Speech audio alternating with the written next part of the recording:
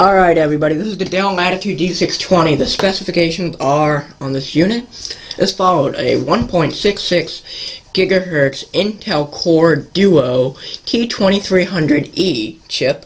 It's got a 2 MB L2 cache and a 667 FSB front side bus. 1.5 GB of DDR2 RAM. 40 GB serial ATA hard drive at 5400 RPM, and you don't have Bluetooth on this machine, but you have an Intel graphics media accelerator GMA 950, and you have the Intel 945 GM chipset. Let's take a look at the performance of this machine. I am going to first show you the results of using SuperPi. The calculation to 32 million digits, it says 27 seconds, the initial value finished, 1 minute and 42 seconds, loop 1 finished, 3 minutes and 17 seconds, loop 2 and finished, and we go all the way up to 7 minutes to finish loop 5, 7 minutes and 31 seconds. So that's that, and take a look at some graphics. I got Need for Speed Underground 2 PC demo for a look at graphics. This is going to be off a 14.1-inch display. Remember, with the Intel GMA 950.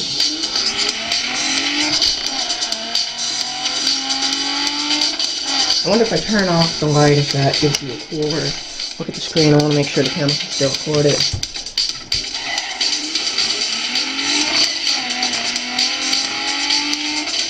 The battery in this unit is a 6-cell. It gives me a good 3.5 hours of battery life doing web browsing and YouTubing. So that's very good battery life and a very light package.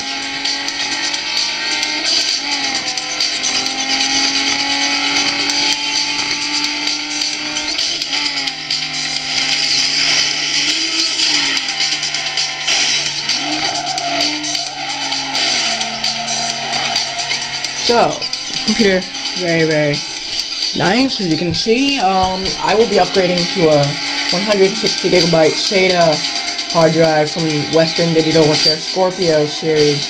I will be getting the, it will spin at 7200 RPM. I'm also going to get a 2 GB RAM stick to put in this thing. It has, currently, it's got a 1 GB RAM stick and a 512 GB RAM stick. I'll just add, I'll replace the 512 with 2 gigs, so I'll have a total of 3 GB of RAM in this notebook. It supports up to 4, however, if you want to add more than 4, you know, the modern computers now, you would need a 64-bit processor. The Intel Core Duo is not 64-bit, however, the successor to it, the Intel Core 2 Duo chip, is a 64-bit enabled processor, but you can upgrade this to a 64-bit Intel Core 2 Duo chip, which is rather cool. So that's a look at Need for Speed Underground 2 PC demo. Let's turn the lights back on. I know we all love playing games here. So this computer screen is a very nice, vibrant screen. Let me show you. In the outside here, it's going into standby now. You have a vent. Tick tick tick tick. You have a Kensington lock. Yeah, Kensington lock. Sorry about that. Smart card reader down here. Microphone, headphone, infrared, Wi-Fi on and off, and a Wi-Fi catcher. Very cool. I want to show you in a second. And a express card slot, which allows you to put in an express card. Obviously. Pop that in on the front. You got a speaker on the right side. 2 USB ports, DVD-ROM and a CD-ROM and a CD rewritable drive, and also replace it with a battery. And on the back you have a vent where the actual air blows out of, power, VGA, serial, 2 USB ports, modem, and Ethernet. Here you have the following lights. I'll open up the computer so you can see those lights. It was in standby, so it's going to wake up now. Those following LEDs, let me try to zoom in and zoom out to get the camera to focus really quickly. You can probably see power, hard drive. Alright, power, hard drive, battery, Wi-Fi, and Bluetooth if you get a Bluetooth card for it. Find those on eBay for pretty cheap. So, I'm going to log back on here to show you that Wi-Fi catcher. Windows Wireless 0 isn't the best. Well, it's pretty poor in my opinion. So what you can do is, without even going to the system tray and pressing all that crap, you can just find the switch right here. Oh, let me find it here. Okay, there we go. Okay, good. I didn't want to see that. But what you can do is you just slide the switch here. Watch this. It brings up this little window. Okay? This little window, it's going to tell you everything. It's going to tell you where those Wi-Fi networks are that are in range. You know, the ones local to you. So you can do that and find out what Wi-Fi networks are available for you to connect to. And you can choose that. There's no need to go into the system tray. This is Dell's own wireless tool here. It's on the Latitude D620, which I also reviewed earlier today. But all you do is very simple. You just slide this little switch right here. You're going to see that Wi-Fi switch. Just do this. Ready?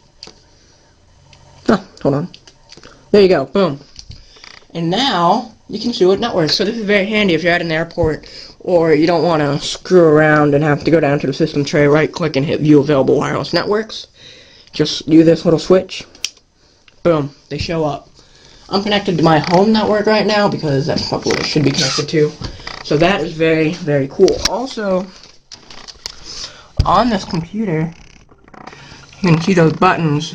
Oh, wow, it's the first time the camera got in focus, except it can't stay in focus, which is very depressing. Volume down, volume up, mute, and a power button. You can see this is Windows Vista capable. It's got an Intel Core Duo chip, like I told you, in it. So you can see the specifications. Here's what I'm going to do. Find the specifications, right-click on my computer, and choose Properties. I'm going to zoom in, because the camera seems to get great focus when you spend an hour zooming in on it.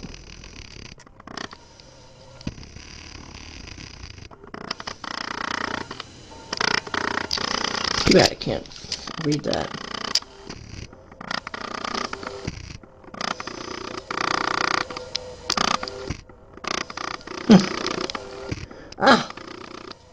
You can see it's got a genuine Intel Core 2 Duo, and you can see the system specifications right there. So that is pretty cool. And so let's do a quick test here.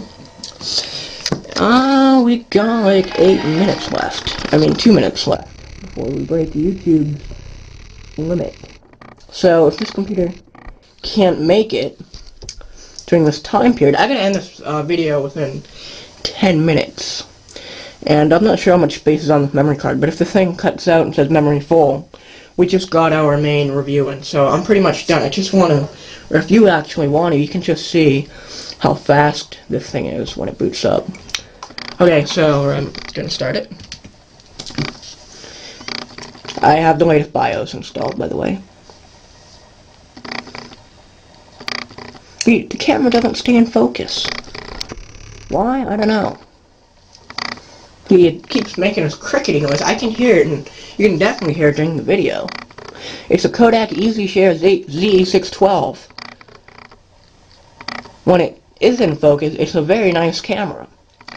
When it's not, it is terrible. Honestly, it's sad. It won't stay in focus. Of course, banging it against the table won't fix it. I haven't tried it though, not my camera. So you can see there's my username. I got a karate kid. So I mean, boom. You're all logged on. I don't care if you saw my password. I change it monthly.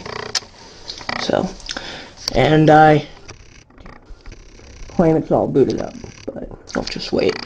It does that little screen flicker as you just saw. Okay, just loaded Windows Live Messenger. I use Skype most of the time, but whatever. Let's just do one final test, see how long it takes to open Safari. Alright, I just hit open. I right click it so I can verify it. We're past our 10-minute barrier. Hope YouTube will still allow this video. If not, I'll have to trim it. And Safari is loading. And the stupid camera isn't. Boom, there you go. That's Facebook. Don't really want you folks to see my Facebook profile. Okay, so that's a review of the Dell Latitude D620. It's got a SIM card slot in the bottom, and it's got a nice metal chassis. I wish I could show you more, but the bottom is just like the E6400 with a SIM card slot where the battery is. Alright, thank you, YouTubers.